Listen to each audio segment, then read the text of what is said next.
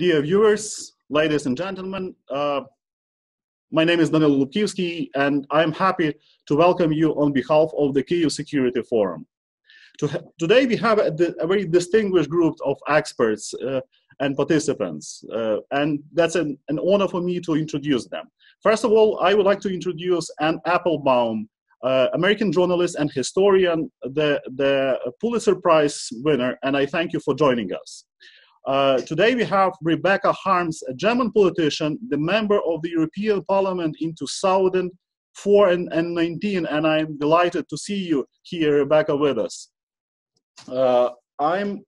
It's an honor for me to welcome at our discussion Ambassador Daniel Fried, American diplomat, former US Assistant Secretary of State for Europe and Eurasian Affairs, former ambassador of the United States to Poland. I'm happy that Peter Pomeranzev from London joined us. Peter Pomeranzev is a famous British author who also is a great connoisseur on Russian propaganda and everything related to this post-truth world. I'm also delighted to greet here Volodymyr Yermolenko, Ukrainian philosopher, Ukrainian writer, and a famous Ukrainian civic activist who promotes Ukraine in the international arena, international relations. And I'm also delighted to welcome Arseniy Yatsenyuk, our permanent member of the club, the founder of Open Ukraine Foundation, and founder of the Kyiv Security Forum, and the former Prime Minister of Ukraine. We have a special subject today, and I'm happy and I thank you very much for joining us and being ready to discuss it. New international reality. The new international reality invaded Ukraine in 2014. That year, we were attacked by Russia. For Ukraine, the international order as we knew it collapsed. The failure of the Budapest nuclear withdrawal memorandum proved that no one is secured anymore. By enormous efforts of the Ukrainians, the government, the army, with the support of many foreign partners, Ukraine managed to deter the aggressor and to protect our independence. Russia's war against Ukraine continues for 6 years already now. The Crimea and a part of Donbas remain under Russia's occupation. But Ukraine showed its existential strength. We do understand that Ukraine is not the only target of the Kremlin's offensive. President Putin's ambition is to set up a new world order, isn't it? And for that, I would like to rush immediately into these questions just to clarify and to explain to the Ukrainian audience and to those who will view our discussion abroad how you think the new reality look like, what risk and dangers it possesses. And I'm going to start with my question to Mr. Arseniy Yatsenyuk. Mr. Yatsenyuk, how the big international picture looks from the Kyiv's perspective, from the Ukraine standpoint? Please take your floor. Pleasure to see you, everyone. You know, you just mentioned about the new reality and what kind of reality we are living in. It's a complete mess, right? The world is living in a disarray. It's a very chaotic movement. No one expected even a few months ago that we will be isolated. Not isolationism, a kind of policy that we can hear from some Western states, but isolationism, which is related to us personally, with ourselves, with our families.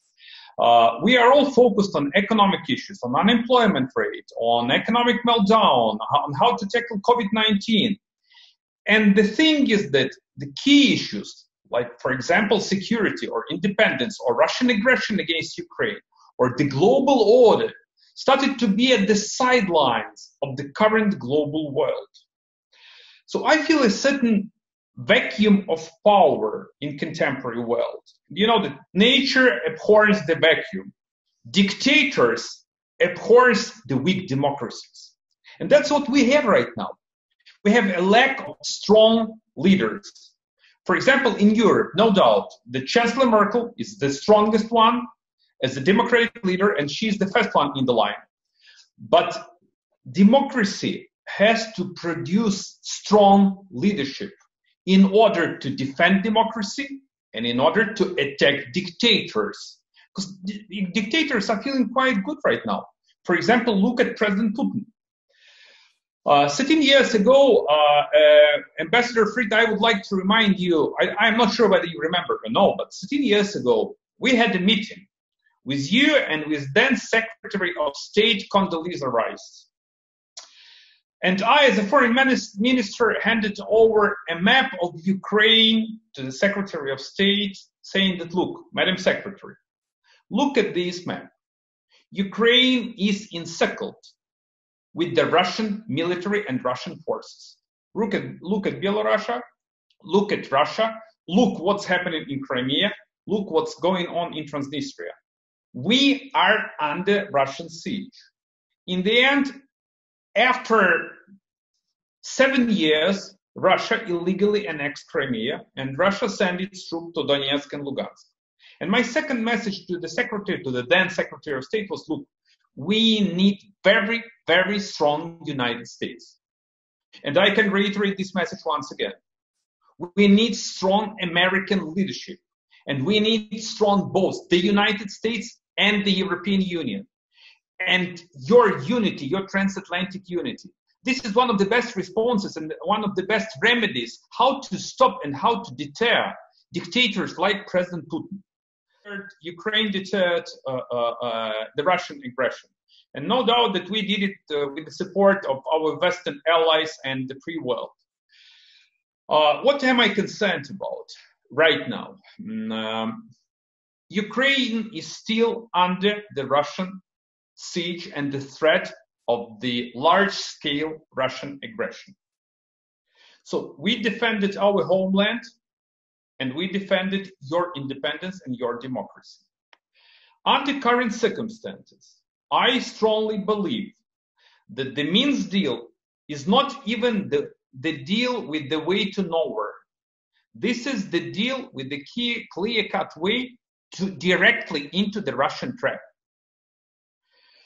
And let me put it very bluntly. Russians want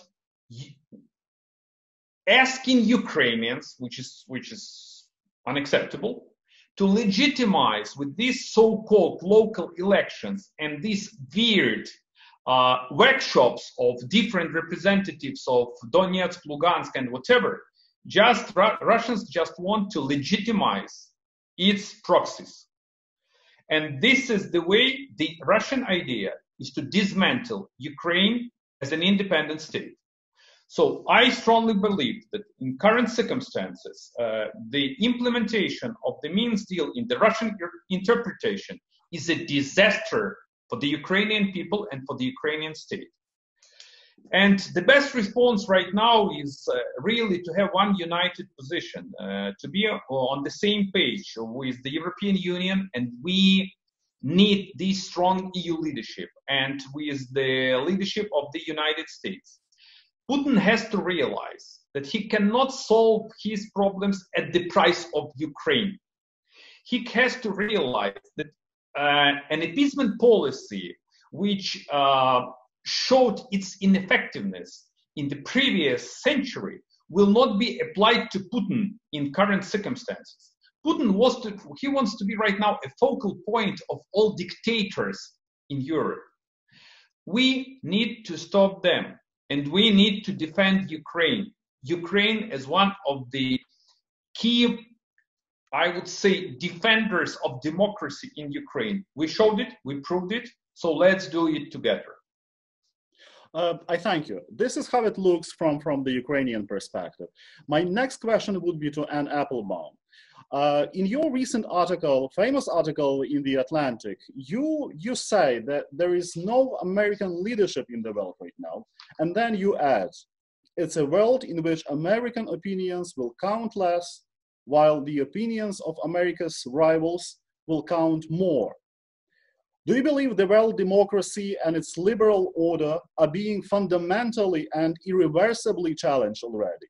And who, in your opinion, might become a major beneficiary of this global shift? And who is going to be seduced in the twilight of democracy? And that would be interesting to hear for Ukrainian audience. Right. So thank you very much for inviting me to speak.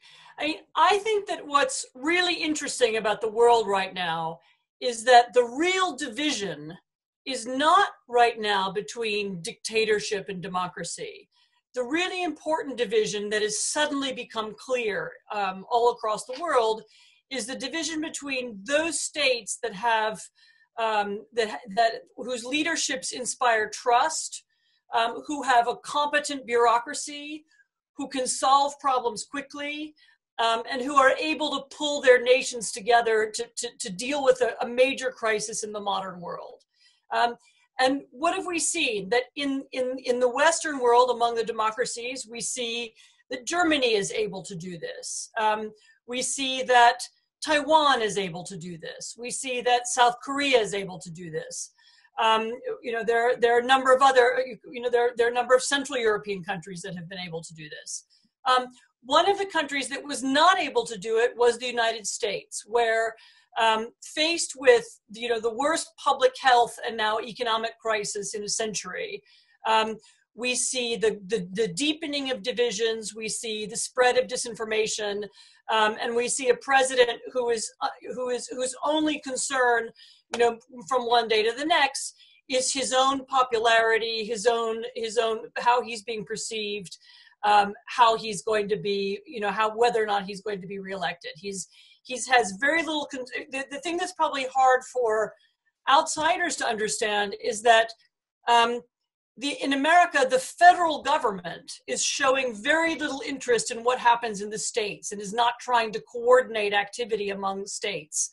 And so, given that the United States is not able to coordinate its own response to the virus, of course it's not able to coordinate an international response to the virus, because we simply don't have, in the 3 years that Trump has been president, we've completely dismantled our capacity to organize, we've dismantled our diplomacy, we've dismantled inside the country our public health bureaucracies and other bureaucracies. We also see that, among dictatorships, some are able to deal with this better than others too. I mean, China is a special case because the virus began in China and they've been better prepared, therefore, from the beginning. But I'm not sure, and maybe for Prime Minister Yatsenyuk, this is good news. I'm not sure that this virus has revealed such wonderful things about Russia either. We also see a country that's very divided, where there was an enormous amount of secrecy at the beginning of the crisis. We see, lack of coordination and inability to stop it. And of course, once again, Russia is a country where there's very low trust. People are not willing to listen to authority. There will be, it will be very difficult to enforce a kind of, a policy of the kind that's worked in more unified and more efficient and effective countries like South Korea or Germany. So you do see this kind of, suddenly the virus has revealed that a set of distinctions that we didn't see before. I am afraid that in the aftermath of this event, and a lot depends on what happens in the next U.S. election, although that's not the only consideration. And in the aftermath of this effect, it will be very difficult for the U.S. to play the kind of role, not just as a military leader and not just as a kind of alliance leader, but as a moral leader or as a country which others look up to in the world. I mean, I think that we're still at the very beginning of this crisis. It's early days, but the level of chaos in the United States and the sight of armed protesters complaining about lockdowns and the clash between the federal government and the states and so on, and the absence of the U.S. and the rest of the world, I think that may have a knock-on effect for a very, very long time. And that doesn't mean that democracy is finished or that democracy is over or anything like that. It does mean that the United States, in its previous role as the leader of the Democratic camp, won't have the same prestige and won't have the same ability to lead as it once did. That doesn't mean there won't be new coalitions, whether in the Pacific between Japan, Australia, India is one possibility, or in Europe between either within the European country or among some European countries, or among some European countries in Ukraine. That doesn't mean there won't be attempts by democracies to work together or to create common policies moving forward. But I think it's going to be very difficult to return to a world in which we automatically expect U.S. leadership after this crisis. That's interesting. So this is a lot about efficiency, and sorry, not just efficiency, also the ability of leaders and governments to build a sense of national trust. Does your population trust you? Do you have a unifying national narrative? Something I'm sure Peter will be able to speak about. Is there when your leaders say, we need this part of the country to stay at home and this part of the country is able to go out and work, do you have people who will follow those rules? We see that those kinds of rules and that kind of trust exist, for example, in Sweden. We see that it exists in Germany. We see that it exists in the Czech Republic.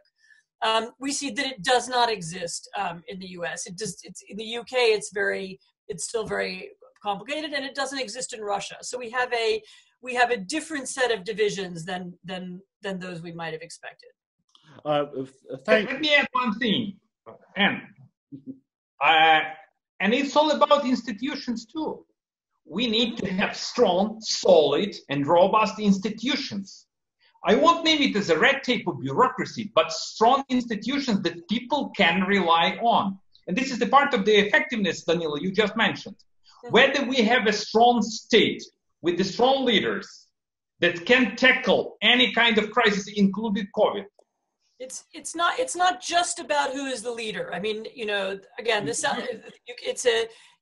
South Korea, scientists have been leading the fight against the virus. In a number of countries, the political leadership haven't even put themselves in the front line. The question is whether the system as a whole inspires the trust of citizens. Wonderful, thank you, Anne. And this matter is extremely important because what you are talking about is an efficiency, strong institutions, but also there is another important thing to be mentioned: values and principles, your attitude. And here, let me get to Ambassador Daniel Fried. And Excellency, I'm happy that you are with us.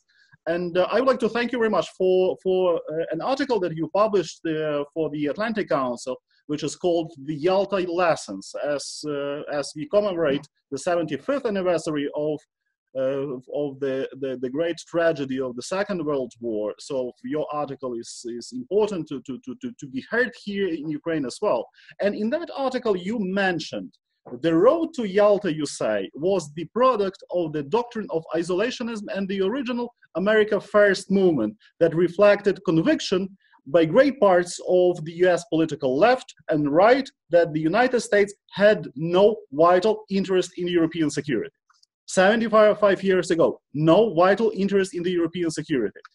Don't you find that the nowadays US performance on the global and specifically on the European arena suffer from the same kind of miscalculation? Please. Certainly, President Trump, whether he is aware of it or not, is drawing on this tradition. In fact, in his own personal views, as far as I can tell, he is drawing on the two worst American political traditions I can think of. Domestically, on the tradition of America as a white man's republic, and his racially charged rhetoric reflects this. In foreign policy, the term America First recalls the original America First movement, which suggested that America had no interests in foreign affairs except in a very narrow transactional way, and no abiding interest in a foreign policy based on common values. And that kind of thinking set us up for Yalta, which was not entirely the betrayal as it has come down in history for many, but it certainly was Roosevelt accepting a very weak deal. Now, the United States learned its lesson. And I can tell you from personal experience that those of us involved in US policymaking after 1989 and 1991 were well aware of this bad precedent, and we were determined not to repeat the mistakes. Hence, we put our weight, starting in the Clinton administration with the help of a lot of Reagan-type Republicans, into NATO enlargement and support for EU enlargement, aware of this gap. Now, I would say, in response and inspired by Anne Applebaum's comments, as usual, Anne's diagnosis is depressingly accurate. The only thing I'd like to point out is that American resilience can be underestimated. I'm old enough to have remembered previous periods of apparent inevitable American decline, the late 1970s, and it turned out not to be the case. Democracies have resilience. Now, I know, given Anne Applebaum's accurate depiction of the problems, that may seem like an over-optimistic stretch, but history demonstrates that the United States can pull itself back. In the current case, I don't think American institutions have been fatally or irrevocably degraded. I think that President Trump's leadership has put all of them under a cloud. But they're there. The capacity hasn't been demolished in any of the institutions. It has been suppressed. It could come back. And that, thank God, differentiates us from Russia, where the institutional strength just doesn't exist. And as an example of what I mean, take a look at the institutional capacity of individual American states. New York, New Jersey, in particular, who have succeeded without much federal help, or with spotty federal help, in getting a handle on the coronavirus. They have done it themselves. The American system is decentralized and can function on this basis when it has to, and under current circumstances, it has to. I don't think that governors in the Russian system have that ability. I would still, for all of our problems, I would rather be in our situation than Putin's. I would not throw in the towel on democracy yet. I don't think it is in a terminal decline, but I sure as hell think it's in an eclipse. I don't argue with Arseniy Yatsenyuk's or Anne Applebaum's assessment. And by the way, yes, I remember that meeting when you were with Condi Rice. I do remember your warnings. We didn't take it seriously enough, but the Obama administration stepped up when it had to. And I think our record toward Ukraine has been good enough, but I'll get into that later. Anyway, that's some sketches. And I went beyond Yalta, but I wanted to go from that to the current situation. I do appreciate. In this particular moment, I would like to ask all of us to get into the European Union, within the European Union. And now I turn to Rebecca Harms, and I thank you for joining us. The European Union is severely hit by many crises. One may say that among others, the most dangerous is a lack of political will and a lack of political leadership and true commitment to the principles of the united and inclusive Europe that Ukraine is dreaming about.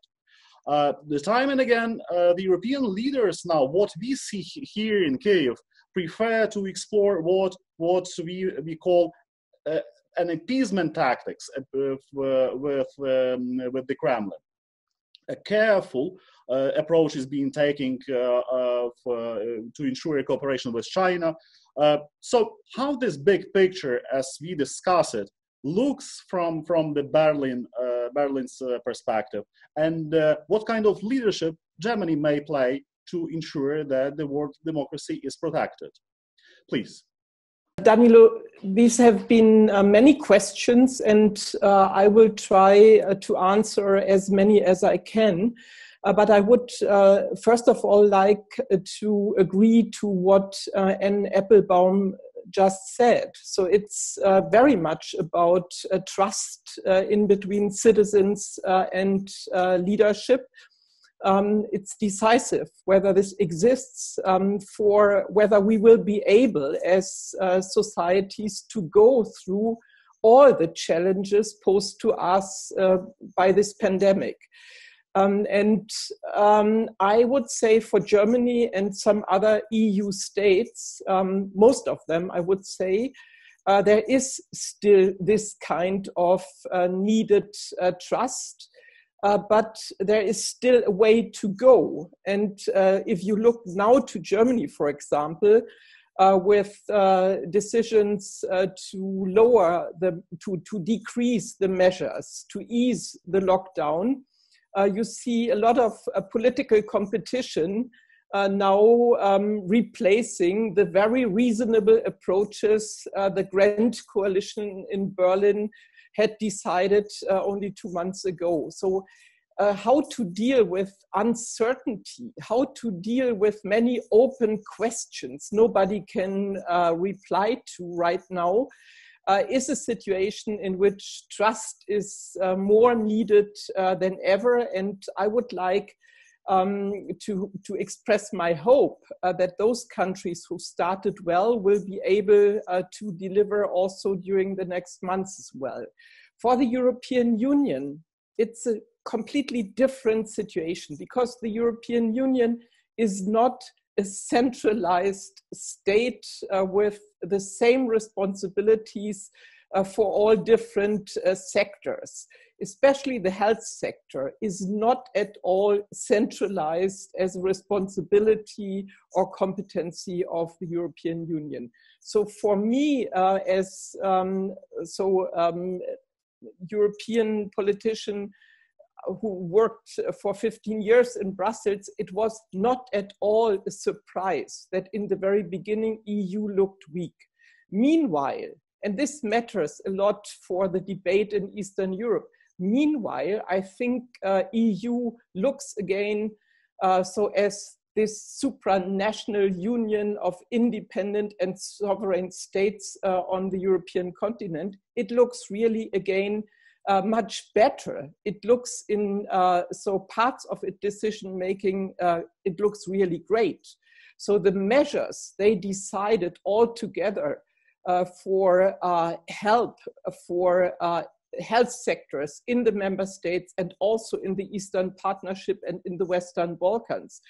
These support schemes are really great. The economic and social support they are giving now across the member states and to the Eastern Partnership is also great. They are preparing the biggest economic stimulus which ever took place in the European Union. For the first time, they are really talking about economic recovery in the dimension of a Marshall Plan. So I think for the European Union, it matters now a lot to communicate in a good way about everything the states are doing together. And for the relations internationally, I would, and I'm doing this ongoingly, I would again and again appeal to the Europeans to commit themselves still to the Western alliance, to commit to the West, to commit also to NATO. I'm very worried about the effect of the years with President Trump in the European Union, because these years with Trump worsened the relations in between Europeans and the Americans. And I think this is a very understandable reaction, but it's wrong. I think the relations in the West should be based on our experience since a very, very long time. EU still depends in its security on NATO.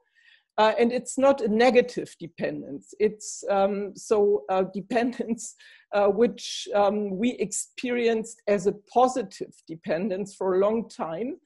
And so for the EU and the security debate, which is also for Ukraine and all the rest connected to Ukraine and Russia quite important. So I would strongly appeal that European Union is not debating how to do it without the United States, but to strengthen its own commitment and its own contribution to the Western alliances, also in a military sense. But this will be more complicated because of as I said, the very, very negative, burdensome impact of the chaotic developments in the White House in Washington. Thank you. So again, time and again, we get back to the trust. And here, I would like to ask Peter Pomeranzev. Peter, thank you for joining us. And in your new book, which is called "This is Not Propaganda," you acknowledge that we, as I understand, if I correctly understand your major message, that we have already found ourselves in a new world war. And the major target of that war is our sense of truth, which is related, very clearly related to trust. Who are the rivals of that war? What they strive for, and what rules you see in that war to attack and to protect, please. Well, if we are going to use a military metaphor for information, which is actually something I critique in the book, but let's do it for the sake of this conversation. I don't think this is like the Cold War. I don't think this is like the Second World War. If anything, it reminds me a little bit of the kind of religious wars in Europe, the 100 Years' War, where everybody was fighting everywhere else, where also you had a plague come along and wipe out half of Europe. So that, the parallels continue. But it's a war of all against all. I mean, you have nation states involved. You have extremist groups. Really have anyone who can use Twitter. And that is, that even includes the president of the United States. Even he's worked out how to use Twitter quite effectively. So anyone can be involved. It's brigands and opportunists and people trying to make money. And then of course, the big bad states. But even the big bad states, they can, disguise their actions. So you never know: is it a state or is it a local actor? And so on and so forth. So it's an information kind of chaos, and it's very interesting seeing this in this context now, in the context of the coronavirus, because as you quite rightly said, the cumulative effect is to wear away at our sense of a shared reality. But there is no greater reality than death. Death is the ultimate reality. I'm always reminded of the end of Don Giovanni, the opera, where the commendatore comes to sort of get Don Giovanni, and Don Giovanni is this great liar. It's a man who can always seduce and lie his way out of any situation. And the commendatore, the symbol of death, comes and says, "I'm here, are you ready?" And the coronavirus is like, it comes to all these spin doctors and manipulators and information warriors, usually self-declared information warriors, said, "No, this is reality, death." And it's going to be fascinating to see whether all this new breed of politicians who are constantly like bullfighters, escaping from reality, really, from the consequences of their action, from truth, with the help of their propaganda, not just Trump, but Putin and many, many others, whether death is going to, kind of catch up and be the reality that makes us all see them who they are. And as Anne said, we suddenly have a very new kind of hero emerging. A technocratic, boring, and sensible hero in a time of plague. The kind of the baroque indulgences of a Trump or a Putin suddenly suddenly seem petty. You want South Korea, you want Taiwan, you want Merkel. So I hope that this is the time when reality and reality-based politicians return. I thank you. You know, I would like to point out an interesting thing that you mentioned, that this is a war of everyone against everyone. Everyone who has Twitter may participate in that war. Volodya, if I may, I just would like to ask you, in your brilliant book about ideologies in Europe, you mentioned, you wrote a lot about how the ideologies change and flow in Europe. So how would you describe, standing on the Kiev's hill, how would you describe the state of mind of the West and how it looks from your perspective as Ukrainian philosopher?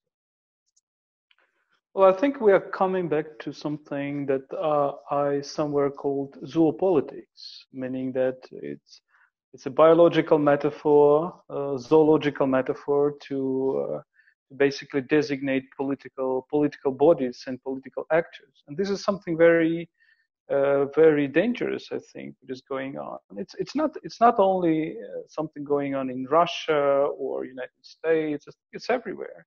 It's kind of a romanticization of violence that we see in mass culture, in movies like Fighting Club or something like cult movies, right? And this is something that reminds me climate of generations before the World War I of 1913, something like young people who were eager to go to the front and to die. I think that's, and in this case, if we look at, for example, at contemporary Russia and in Kremlin, that's probably the best example of this kind of zoopolitical ideology. The key, if we talk about the Kremlin, I would agree with Anne and with Peter in their diagnosis, but let me remind that basically the key difference between different countries right now is a difference whether a political culture is able to turn inside for the sake of its citizens, or it's only expansionists. And we have seen that basically Russian political culture is essentially expansionist, and Putin himself defined it as a kind of a bear who is expanding, who is protecting his taiga, but who is expanding. Therefore, for example, a key Russian concept is a concept of civilization. Why there is so much trend from Dugin to Medinsky and to others to call Russia not a nation but civilization? Because civilization, the concept of civilization doesn't have borders. Ruski Mir doesn't have borders. It's expanding, and it survives only by expansion. Therefore, Dugin loved so much those German conservatives who was of the early 20th century who were saying the same kind. So we will survive only when we will be expanding. So the question is, what will happen to Russia when you need to take care of your citizens instead of expanding and joining other territories, or in Ukraine or in Syria? That's a big question indeed, whether, for example, Russia will be efficient. But my fear is that, well, as soon as it finds itself not efficient, what it will be trying to do, again, is a new expansion. So the coronavirus can kind of only stimulate authoritarian regimes like the Kremlin's regime for a new expansion, and we should not forget about it. I think the major difference between the democratic political culture and the Kremlin political culture is all centered around the question of borders. Do you basically respect borders or not? Do you consider that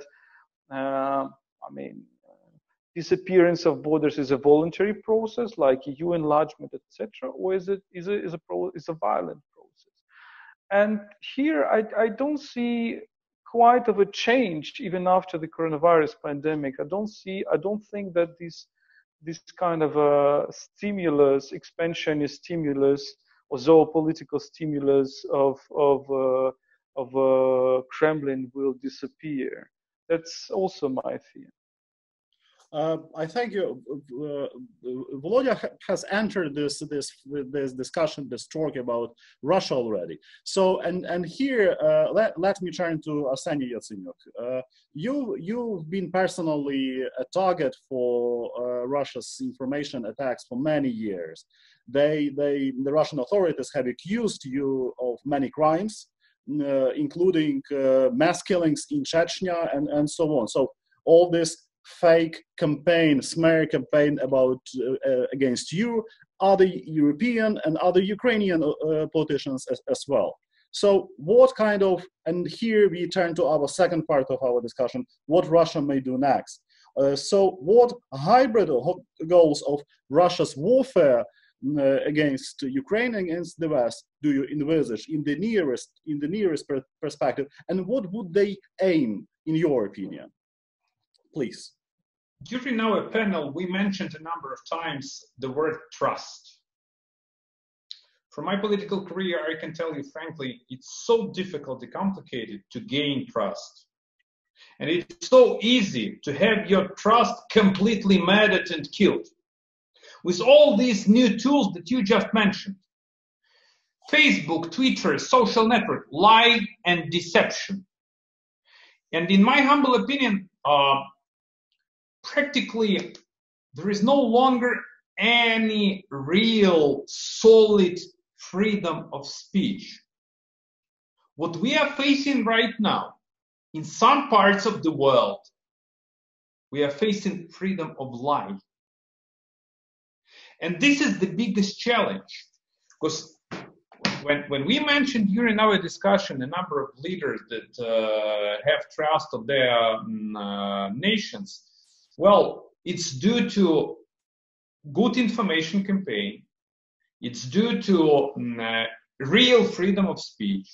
It's due to the fact that people get and grasp truth and real information about what's going on. But in the current world, everything that is white can be easily switched to black. Everything that is round can be easily switched to square.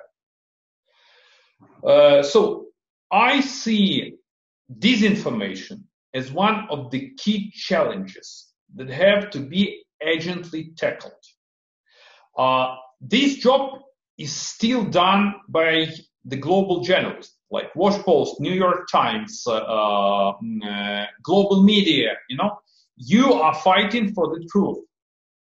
The same happens in Ukraine, but the problem is that we have a lack of this freedom of speech space.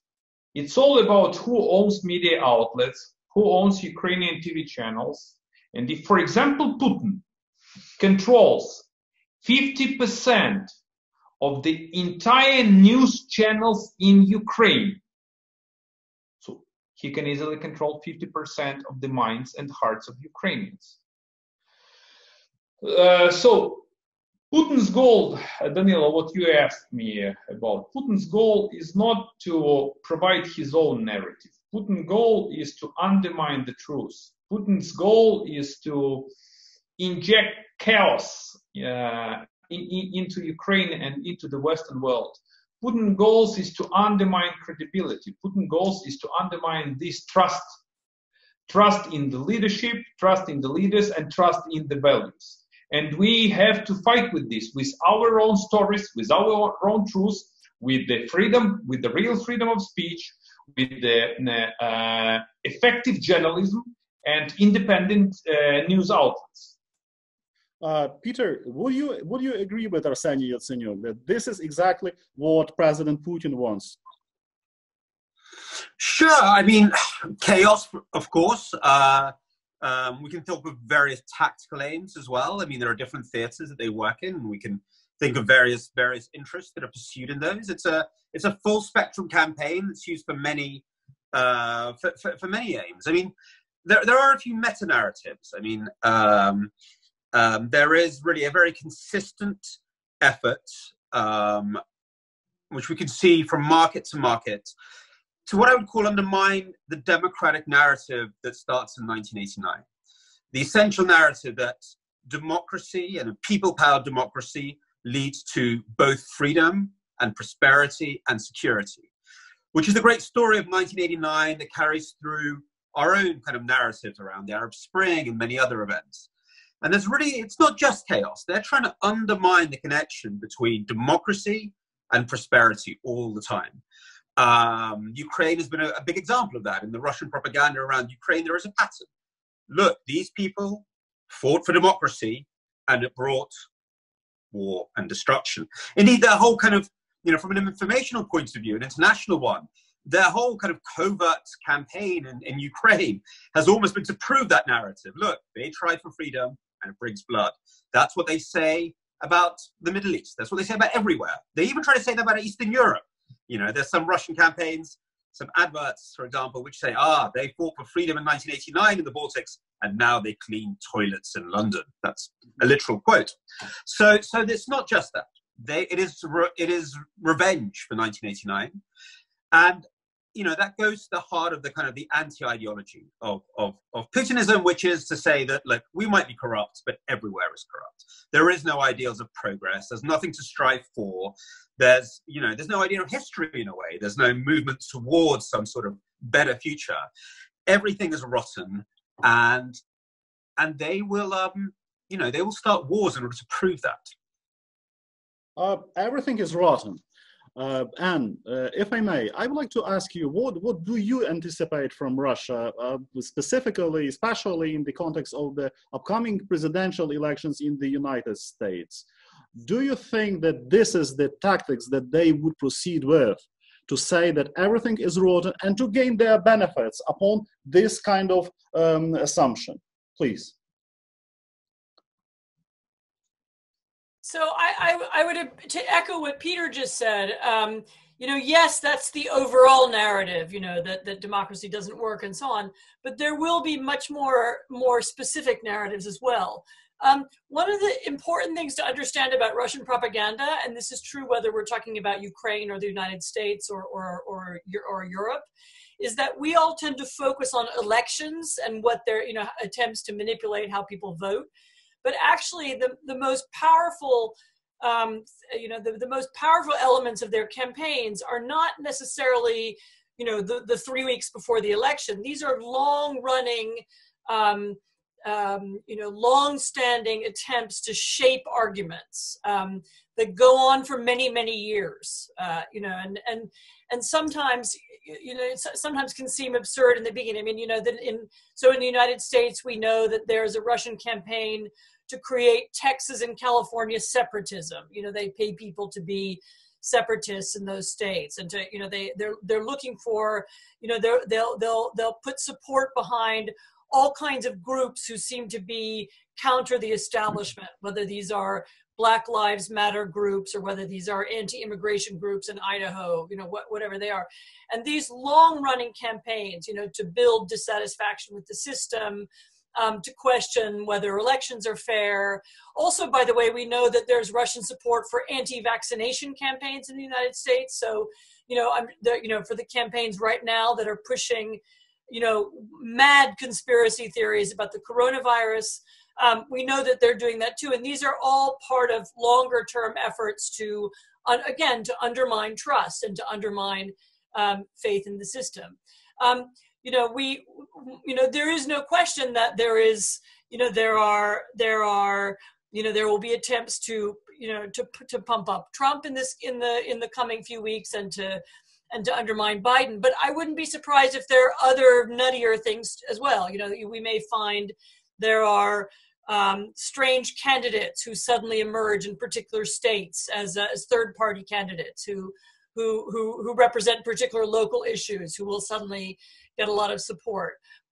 There may be attempts, as there were before, and they seem to be increasing now, to break into electoral systems in particular states and manipulate outcomes, whether either to get a different outcome or simply to undermine the process and make people feel that it's not fair.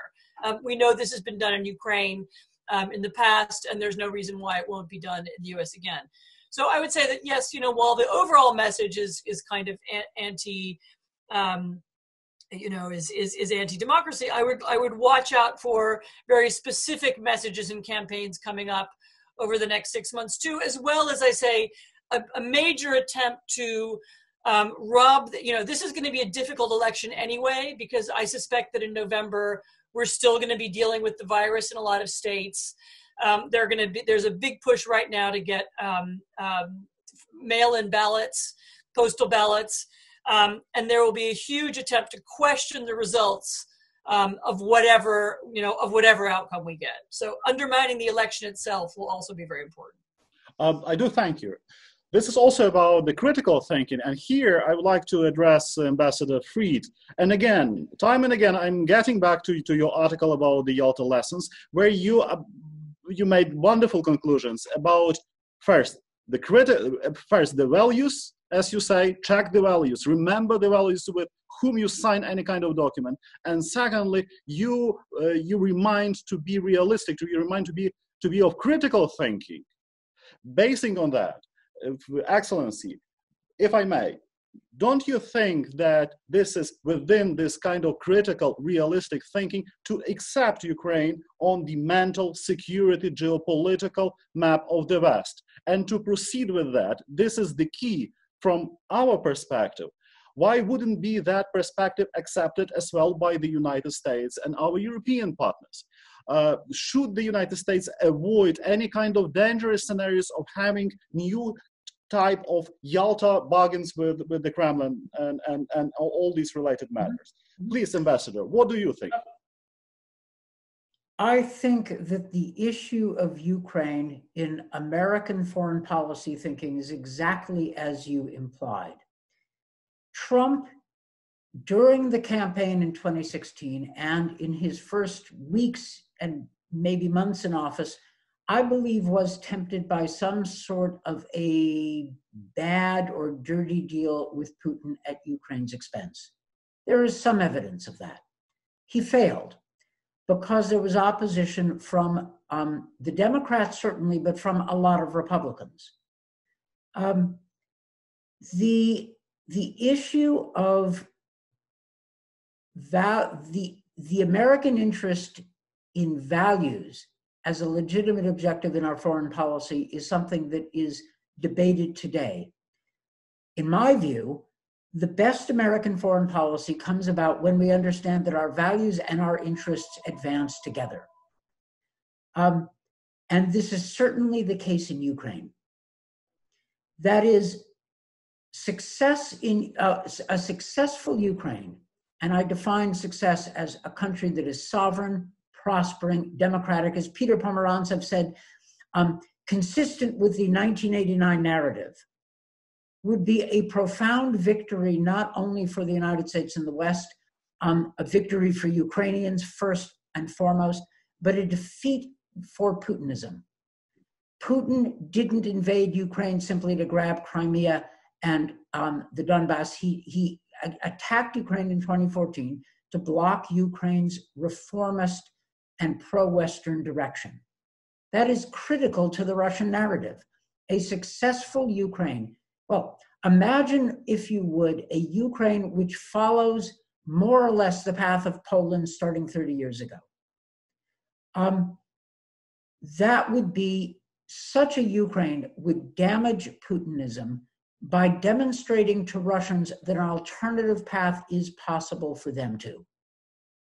Russians' identification with Ukraine means that a successful Europeanizing Ukraine would show up the falsity of Russia's argument that it is a separate civilization and the rules of democracy don't apply to it.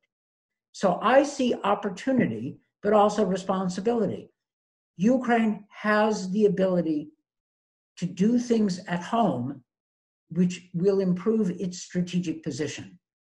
And I'm going to make another analogy with Poland that Anne Applebaum and others remember very well.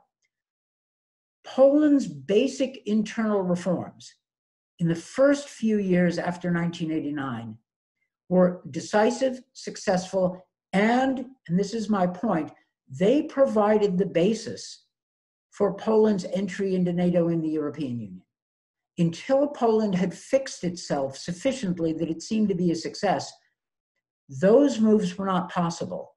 When Poland was seen as successful, starting 93, 94, 95, what seemed to be impossible became, that is, NATO and EU membership, became a reality, and very quickly. Ukraine's challenge is enormous, but we now know that such a successful transformation internally, leading to a realignment strategically, is possible. And that, by the way, to tie up to Yalta, is the answer to the question. That is, the way for Ukraine to defeat the worst kind of scenario, which is a kind of second Yalta over its head, is to do the work at home, even while it's pushing in Brussels, Berlin, Washington for diplomatic and political support. Thank you. That's important for Ukraine to do its homework. That's natural. That's vital issue for Ukraine. But it is very important for Ukraine to understand that we may rely upon our partners. From some European leaders, from former European leaders, we hear this kind of appeasement thing and many claims to lift the sanctions against Russia. Dear Rebecca, how would you comment on that? I mean, and what would you suggest for what kind of response should be done in relationship to Russia? 2 minutes, please. So the sanctions, different kind of sanctions, normally people do not understand how different those sanctions are in place since 2014. Since 2014, there has always been this more or less strong tendency for appeasement in different member states, but never ever a decision to prolong the sanctions failed. So the Europeans have to be united. All leaders of the member states have to be united in this vote on prolongation. And I expect that this continues. There was maybe a chance because of COVID-19 for Russia to get more power on this decision in its own interest. But Russia failed.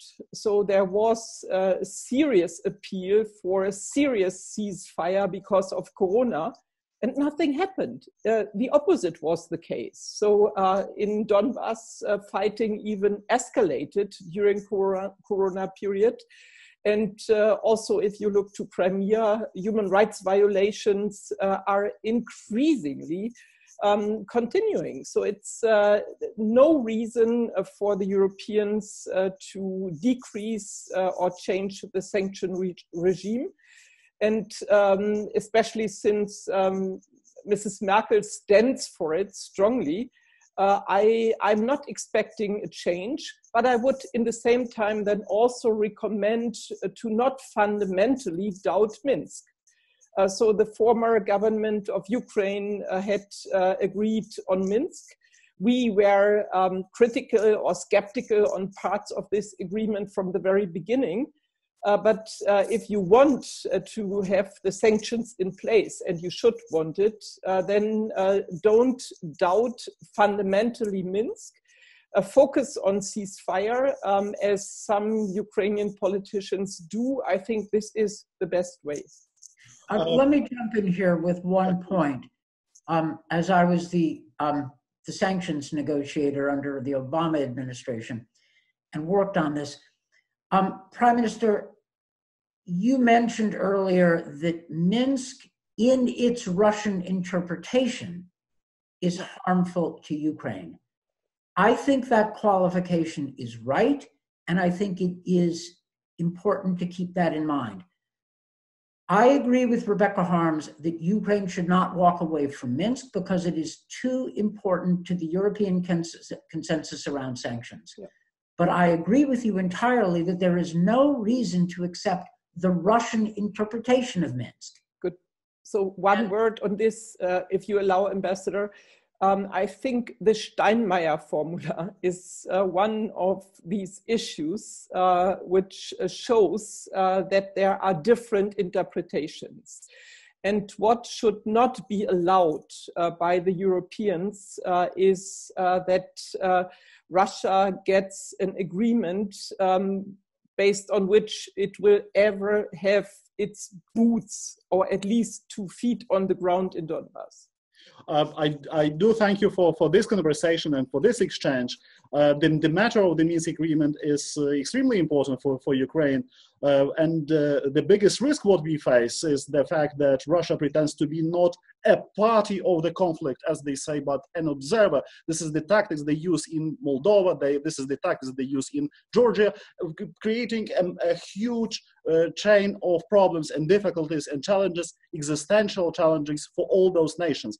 And here I turn to Volodymyr Yermolenko. Volodya, as we approach the end of our conversation, let me combine your part with the final message you would like to deliver to the Ukrainian international audience. So, would be Ukraine seduced by this, attempt of President Putin to undermine the trust in our own spirits, our own spirit and our own future? In 2014, I would reply that no. Now I'm much less convinced. But it's not about seduction. It's really about something much, much deeper, about information wars, etc. Here is Peter Pomeranzev. I love very much his book. It's a fantastic book. This is not propaganda.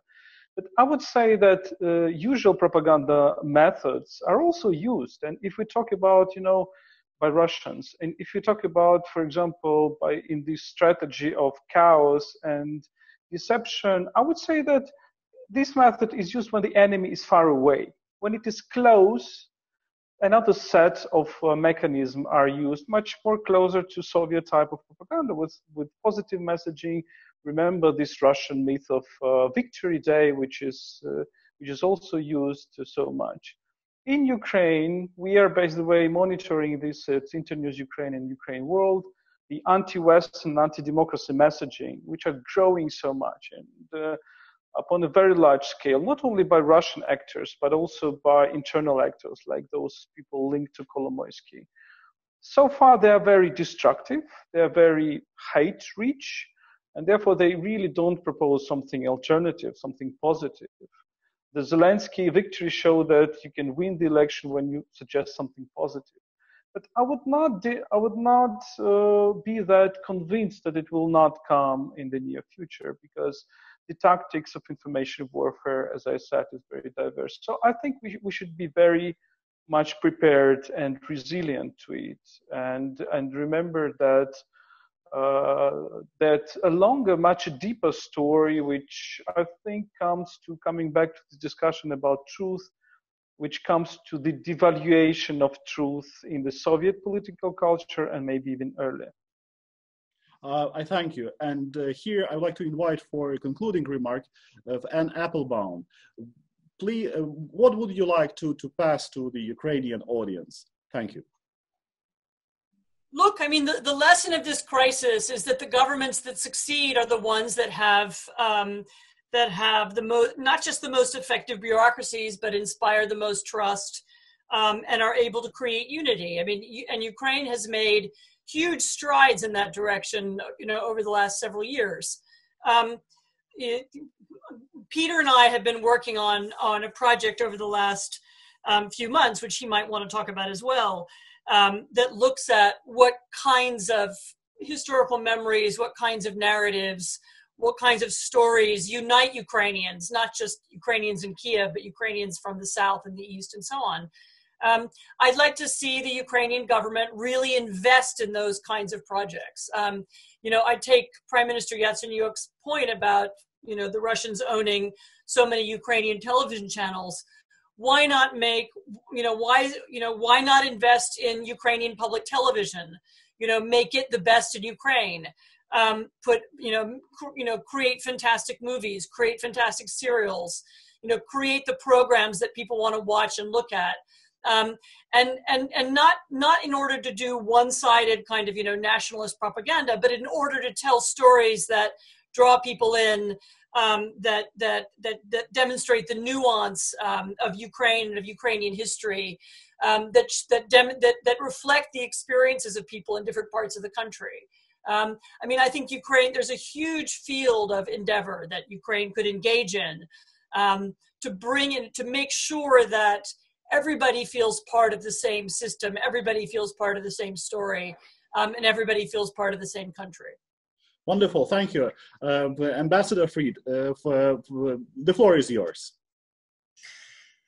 I think Anne is right, and I'd like to enlarge on that thought. Ukrainian society has shown an admirable tenacity, starting with the Orange Revolution, insisting that Ukrainians deserve better than being ruled by a corrupt oligarchy. That Ukrainians have consistently rejected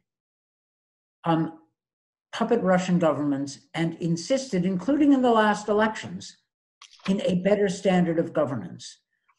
And they have put the lie to the Russian propaganda that Ukraine doesn't exist except in a fascist form.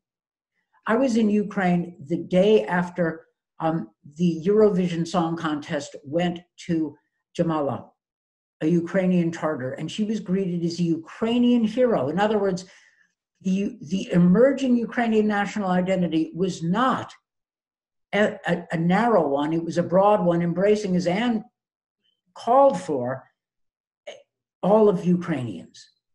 That is a powerful platform on which to build a modern democratic narrative. It can be done. And that way lies success. Putin's weakness is that he has to argue that the Ukrainian people does not exist, except according to some Soviet-era mythology of Western Ukrainian nationalists. Ukrainians have the ability to upend this and insist on better governance, and that way lies strategic victory, a victory that has been made possible by sacrifices of Ukrainians defending their country and with Western support. So that's the way ahead. Thank you, sir. Rebecca Harms, the floor is yours. That Ukrainians should continue the way of reforms they have started. So since I follow the reform process in Ukraine since longer than the Revolution of Dignity, I'm quite sure it's still a long way to go. And it's not without failures. And right now, like in other countries, for example, the health system, the hospitals are the places where the state creates trust or mistrust. And Ukrainian society is quite affected by kind of general mistrust. And they are therefore now in a very difficult situation. I would like to say here that I think it's the wrong decision to put Olena Zuprun to court for what is happening now in hospitals. I think the new government should really also work on the reform of the health sector as well as in other sectors, and to prove that the reform process really continues. Thank you. I do appreciate. You mentioned Uliana Suprun. I do appreciate. And now Peter Pomeranzev, the floor is yours. I think Anne sort of pointed out the critical issue of trust. Like what we're seeing for all countries, not just Ukraine, is kind of a new era of the relationship between government and the people. What is that way of securing trust? I mean, the thing about scientific evidence is that actually it's always open-ended. It changes. So it's all about starting this conversation with your own populations, where you can bring them in, show them the evidence, open up your own processes, and bring them in so that you can gain trust. And this is a huge challenge for everyone. How much evidence do you show? How do you involve people in that conversation? That means listening to people as much as speaking down to them. We've done some research in Ukraine, actually, with Anne recently, as she mentioned, that showed how different parts of the population are open to similar stories that are, appeal to their sense of security, that appeal to their sense of justice. I think that's very relevant in this crisis. But also, we've been actually just today, I've been reading through new research that we've done, focusing in particular on the corona crisis and Ukraine in particular.